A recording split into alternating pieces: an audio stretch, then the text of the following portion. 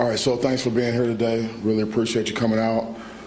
We are looking forward to getting the season started Friday night in the Woodshed. Really appreciate our fans, our students. Guys are preparing hard. We had a Tuesday type practice today, so we're well into our preparation for Western. So with that, I'll open it up for questions.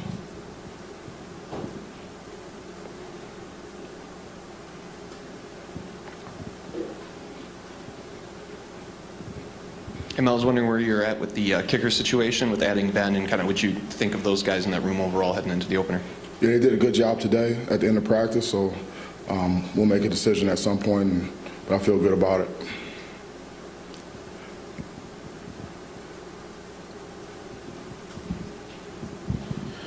I know you guys had you said you were going to do kind of a little walkthrough on Friday.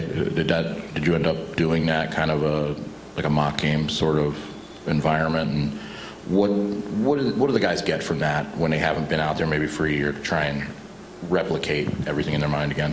Yeah, we had a fast Friday type practice, so we did go fast, and then we shifted to the mock game. It was just basically going through our kind of our routine, when we get to the stadium, and then how we go out for warm-ups, and how do we flex, and where we go in our position groups for pregame warm-up and things like that. How we handle like the one-on-one, the 7-on-7, the team periods pregame, and then how we come out of the tunnel, and then we did some scenarios, some situational things, just talking through offense, defense, and special teams. How we come out for halftime and things like that. I know we've joked about it with Peyton a little bit, but is there anything to that about him sort of being able to help you guys a little bit, just with a first-year coordinator, obviously his dad? Is that something where him and Scotty sit down in the summer and have lunch or something, or is he helping you guys out in defensive meetings or defensive meetings or anything like that this week at all? No. Mel, I'm just obviously this is now the third year. I feel like every year there's a little different kind of feeling. The first year was obviously a little bit different. And going into the second year, no one really knew much, but now the expectations feel like they've been ramped up so much after the way last year went. Do you sense a different feel from these guys? Like there's, what I mean? There's not an unknown. Now they know, hey, we've gotten to this point, and now we expect to be at a certain point. Do you sense that from them going into from our players? Yeah. Well, I mean, it's the expectations from the outside have really ramped up, so to speak. And like we're ranked going into the season, and there's an expectation for us, to be a good football team and things like that, and to be able to win games. Where, a year ago we weren't ranked, we were picked to be one of the worst, 5 teams in the country and things like that. So it's really the external expectations, I think, have shifted. But you don't see that really affect the guys that much based on what those external expectations are? Well, it's really, we have standards, and we have, expectations for ourselves, and they're high, and that hasn't changed. Now that you're heading into game week, where do you see the biggest growth from Peyton? Really leadership.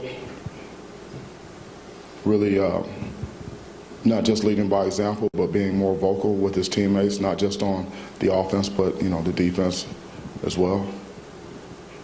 He's really grown in that regard, and I'm really proud of him. Wondering the importance of winning at home. I mean, yesterday, I think you guys put on your Twitter page something along the lines of how you guys didn't lose a game last year in the Woodshed. And so how much emphasis you're putting on that this week as you head into this game against Western? Yeah, winning at home is important. We appreciate our fans. Our home, the Woodshed should be an advantage for us, and it is. And it's important that we play well at home. And so we were undefeated at home a year ago. That was a goal of ours, to protect our home. And that's always going to be the goal for us, is to play well at home and to win at home every game that we play at home. Mel, who's returning kickoffs and punts for you, and Do you have any reservations at all about using Jaden there with all the things he has to do on offense? Yeah, we'll just have to see. We got quite a few guys that can do it, but we don't have any reservations about putting guys back there. We're going to put the best players back there to get the most production and to give us the best chance to have a chance to get the job done.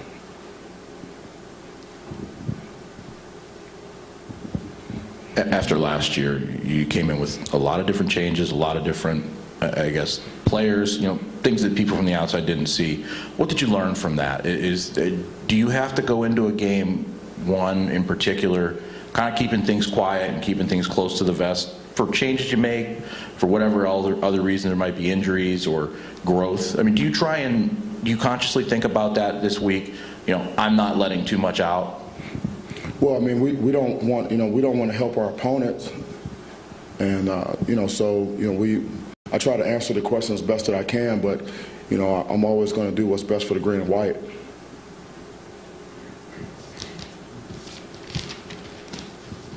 Mel, a year ago around this time, I don't think you told us directly, but you told your team, coming out of camp, going into that Northwestern game, that something along the lines of there's championship talent here, maybe not championship depth. More of the story, it seemed like you sort of had a very strong feel for what that team was, and then we saw what happened. I'm just wondering, a year later, coming out of camp, going into game one, do you have a good grasp of maybe what this team is all about or what their capabilities are and whatnot, similar to that a year ago? Yeah, right now we're just focused on stacking days. Again, we've already stated what our goals are for the season, and we're just stacking days. I mean, we have a process that we go through throughout the week, so it was a Tuesday type practice for us, which was full pads, and it was a physical practice, and we competed. We did mostly scout work, but we did have a couple good periods, which we're going to go and grade the film. But it's really right now. So we have one game. We have a one-game focus. We have one game on our schedule. And we're working to stack days in preparation that we can go out there and put our best foot forward and have a chance to win the football game. Mel, not to tip anyone off, but you had a meal ticket in the backfield last year in Walker. Do you anticipate one of these two guys, Berger or Broussard, being the lead back, or are you comfortable with running back by committee, or where does that stand? We'll just have to see. I mean, it's going to take all of us. It's going to take the offensive line, the tight ends, the runners, the wide receivers blocking. We have good scheme. We're going to have to, Peyton's going to have to make sure we get in and out of, the right plays and things like that, and we're going to have to play complementary football. Offense and defense and special teams working together, but we have to be able to run the ball on our terms and have balance on offense.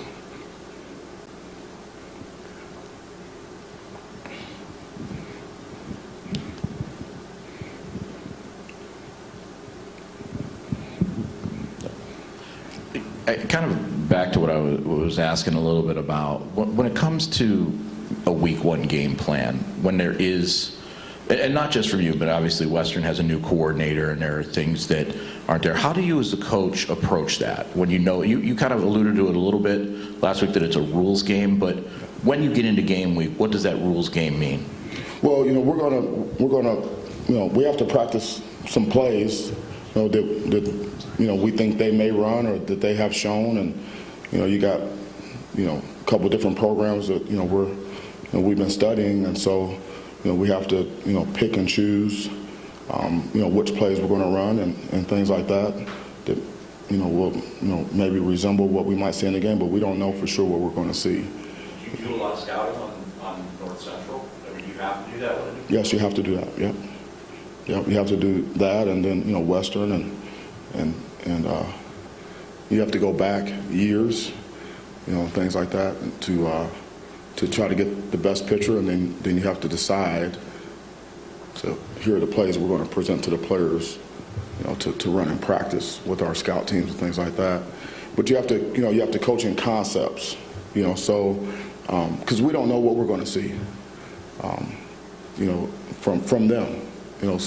For sure, we don't know. We're going to have to be able to adjust, and adapt during the game and do a really good job, identifying what we're seeing, have really good communication on the staff, from the box, and then communicate with the players and be able to make adjustments, to what we see out there. But, when you teach in concepts, the players should be able to unwind anything that they see out there and apply the rule.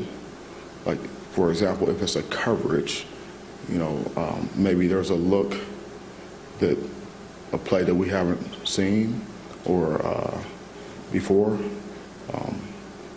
It might be something, maybe they got it from another school and it worked well, and they might have got it from an NFL team, and so within that coverage, the coverage says if this, then you do this.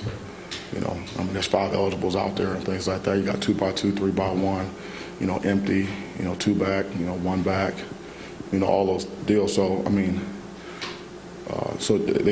those plays fit into some type of category, and then you apply the rule that you have for that coverage or that front or that blitz, that pressure. You apply the rule to that category of plays, and that's what makes it a rules game. Mel, how would you best describe the build-up to this week and to Friday in terms of the energy in the building right now and conversations that players might be having? I mean, we know the goals, you've stated the goals, but just maybe some more little things that people are talking about inside the building right now. Inside the building, yeah. So that's a great question. So we're building our fight every day, and when I talk about stacking days, we have a Monday type of practice, we have a Tuesday type practice, then we have a Wednesday type of practice, then we have like a no sweat Thursday, then we have a fast Friday type practice, then we play. Every day there's a different point of emphasis. Maybe you're going first and second down, and then you move into maybe the third down or red zone, short yardage, by day, and then you try to put it all together, at the end. And so there's guys watching extra film like on their own. They're watching it with each other, being very intentional with the focus on what are they studying, and maybe they're studying the players, the opponents' like mannerisms, and really studying in great detail, and so the players are talking about that amongst themselves, and so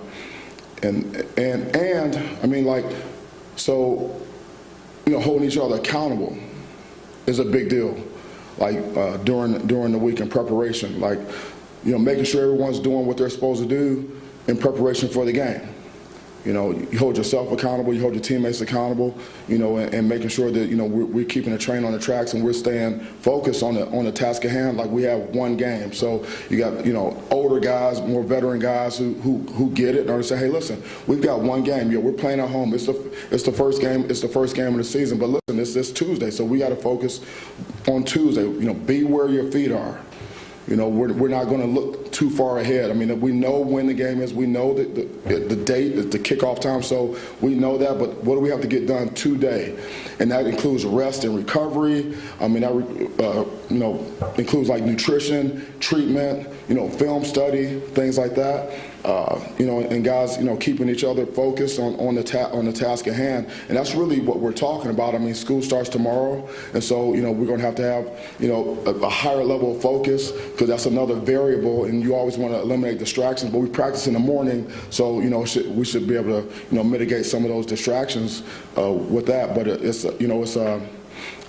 a collective effort. Everyone has a role to play in preparation. You got the scout team guys, you got the first and second team, you got guys that are going back and forth, and so whatever that role is, you got to do your job in practice. If you're on the scout team, you got to give us a great look. If you're on the first and second team, make sure you study the opponent, make sure the scout team is giving you the right look.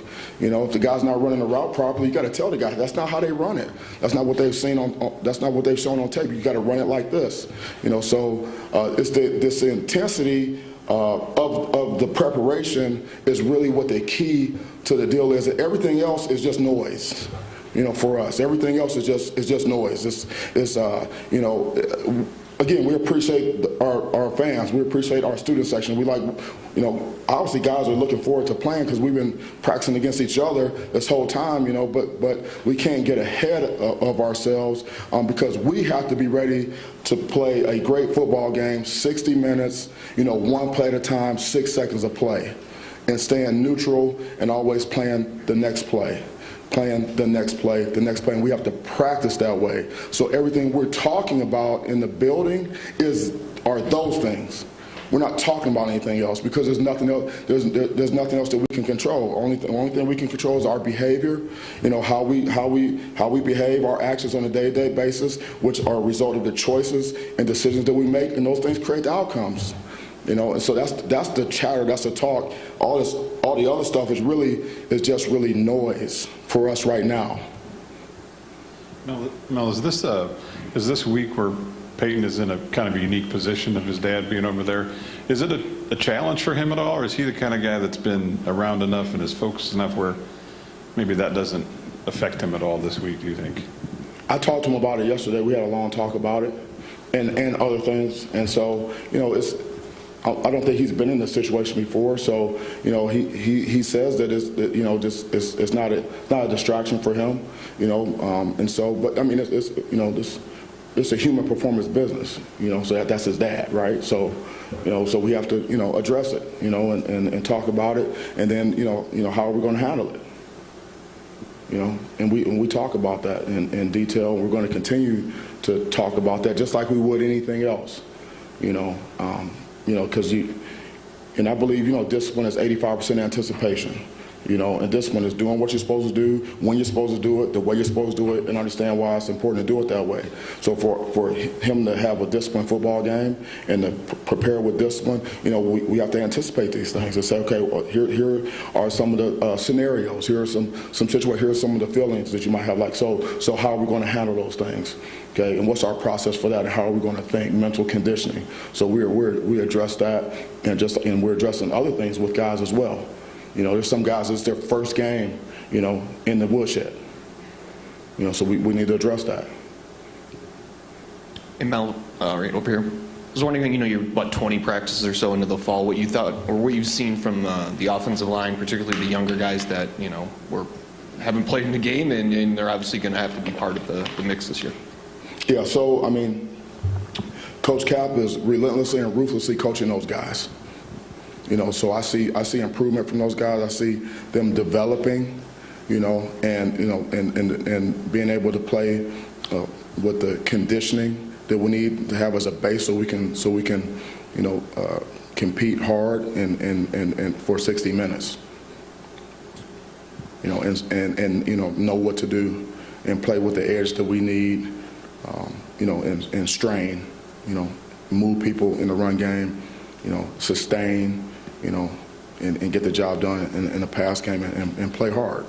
So I see guys, developing and being coached really hard and with, very high standards. And, for our whole program, we talk about it all the time. It's standards over feelings. Standard over feelings, and it's so when we're in the meeting room, when we're on the field, it doesn't matter who it is. There's a standard of performance, and we don't care how you feel. It's just a matter of how we have to get these things done. You can't be offended, when you're being coached up. And I see a very coachable group, which is good to see. It's really good to see. That's how you have a chance to get better, give us a chance to to reach our full potential. Out there. But hey, we're expecting, like I told these guys today, I said, listen, and we told them yesterday, look, we are going to, whatever we've seen on film from these guys, like we're watching the film, and whatever we've seen, like from their personnel, their film, they're going to be better than that. They're going to be way better than that. They're going to be more intense than that. They're going to be stronger than that. They're going to be faster than that. They're going to be more physical than that. So, that's our focus is so we're expecting, we have to play our fannies off is that's our preparation, that's our mindset to go out there. And so we're like practicing, we're not really thinking about all this other stuff. And so like with the offensive line, like we're trying to get their pads down lower, and move people more and be more physical and finish more plays and strain more and run and chase the ball and play through the echo of the whistle. You know, that's what we're working to get out of those guys. Because if you can do that in practice, then we can get it. We can do it in the game. We're trying to make our practices harder than what we anticipate the game's going to be, which is that's a high bar, that's a high standard. You know, so we're really in the we're hunkered down there, and you know we're in the weeds. You know, right now. With the growth, here we've heard about the growth of Peyton Thorne. As a head coach, how reassuring is it to have a guy like that, a leader like that, back, just with the experience that he does have already? You know what? You can't win if you don't have a good quarterback. And so, you know, we're very fortunate to have him and have him back and have him as our leader. You know, and he's grown tremendously, and you know he's grown into the role of a leader, and he's developed as a good player. You know, and so you know that's what you need. You know, your quarterback has to be your number one competitor. You know, bar none. I mean, it can't be any discrepancy about that. And so he is that. There's no one that's going to outcompete him. You know, and he cares. And so he's leading, not just leading by example is not really leading. You know, that's just the cost of admission. That's just doing your job. But you know, he actually has influence, you know, over his teammates, and I trust him, and the coaches do. You know, so I mean, to have a guy like that to be your leader and it is a good thing.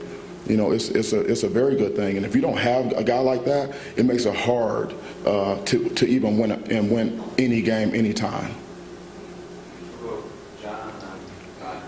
Hey, Mel, over to your left. Two-parter, I guess. In terms of game day operation, any changes this year for you and with the coaches in terms of? For me? In terms of who's upstairs, who's on the sideline, things like that? Yeah, we'll have to see about that. I mean, we have a process, you know, and, you know, there's rules about who can be on the headsets and who can be up, who can be down, and all that stuff. So, you know, but there's nothing, I mean, there's no real news there. And then you talked about continuity of the staff and the importance of that earlier in camp and speed of trust, et cetera. I'm wondering, where do you think that hopefully in your mind shows up on the field when the lights come on? Well, it's important that the players don't see anything different from us than they see every day in practice. You know. How do you think it helps to have that continuity? Well, I mean, just from an operation standpoint, you know, guys know, you know, what their role is on game day, and you know what the expectations are, you know, in terms of the communication and our demeanor and our behavior, you know, pre-game, you know, halftime, you know, during the game, on the sideline, you know, how we coach our players, you know, how we make adjustments, you know, when do you allow to talk and when are you not, like you can't have chaos on the headsets. You can't have, you know, a guy that thinks he's Brent Musburger and he's going to commentate the game, you know, while the game's being played, and the coordinator can't make the call and can't get the down and distance, can't get the hash, can't get the personnel because this guy, you know, he's out of his mind, you know, watching the game. We've all had some. We've all had some. We've all had our Brent Musburger moments, you know.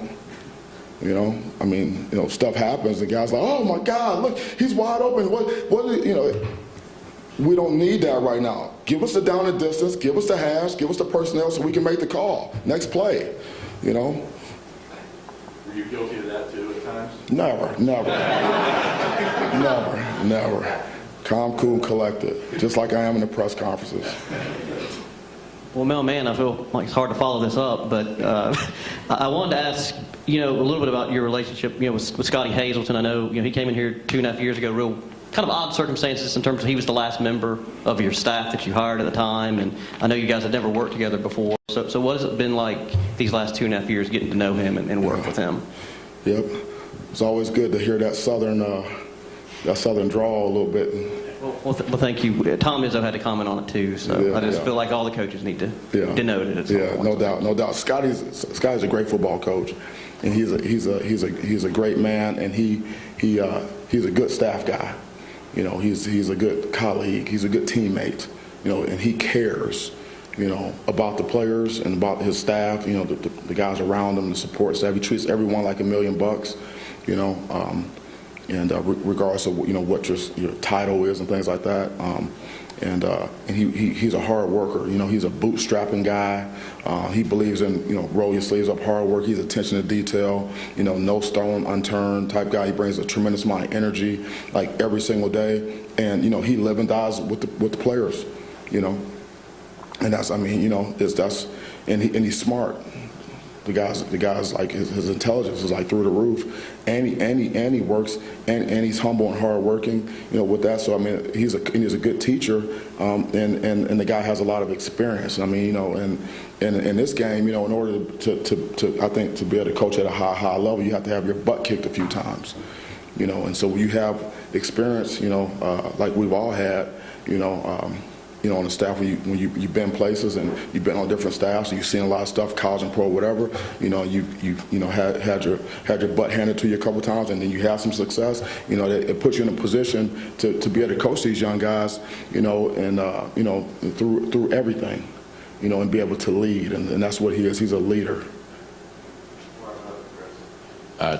Wanted to kind of pick, what you've seen about Western on tape, particularly two guys, the quarterback Salopek. There's a couple games he got in, obviously the Pitt game a little bit, and then also Ladarius Jefferson, who's been in this building and played here, and what that means for maybe a mid-level team coming in to try and pull an upset. I don't want to put words in their mouth. I don't know what they're thinking. Just my experience. But my experience tells me in games like this game has been circled on their schedule for quite some time. And whatever we've seen from them on tape, they're going to be better than that. And they're absolutely, their belief factor is like through the roof right now. Their coaching staff has those guys, ready, prepared, and believing that they can come in here and beat us. So that's what we're preparing for. And we've got coaches and we've got players, and we have work to do, but that's what we're anticipating. That's just what it's going to be. So we know that, and that's why we have to stay focused on what we got to get done today. We can't be thinking about Friday night right now on a Tuesday and say, but it's a Monday, but this is a Tuesday for us, right? But we know, and that's why we have to continue to build our fight, so that we can start fast and so that we can play relentless, Michigan State football for 60 minutes, in the game, play in and play out, 6 seconds of play. Thank you so much. Thanks for coming out. We'll see you next time. Really appreciate you. Thank you.